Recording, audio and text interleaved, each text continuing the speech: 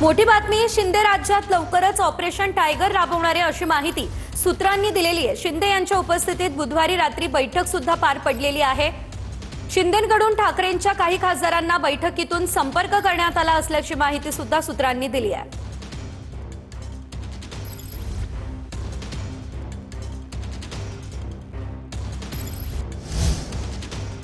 अरविंद सावंतांनी शिंदेंसोबतच्या बैठकीचा दावा मात्र फेटाळला असल्याचं पाहायला मिळतंय। बैठकीला जाण्याचा प्रश्नच नाही आणि मी गेलोही नाही असं संजय देशमुखही म्हणाले। ऑपरेशन टायगरच्या चर्चेवर ठाकरे सेनेच्या खासदारांनी ही प्रतिक्रिया दिली असल्याचं पाहायला मिळतंय। अरविंद सावंत यांनी देखील शिंदेंसोबतच्या बैठकीचा दावा हा फेटाळला असल्याचं पाहायला मिळतंय।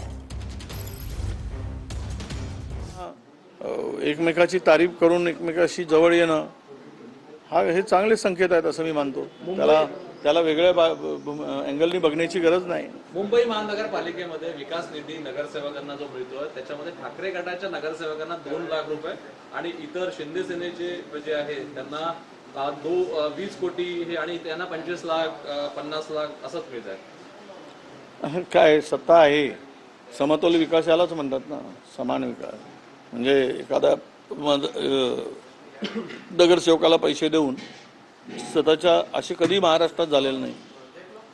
यापूर्वी सुद्धा मी अनेक उदाहरणं सांगितले की ठीक आहे, निवडणूक राजकारणापुरती आपलं राजकारण निवडणुकीपुरतीच असलं पाहिजे।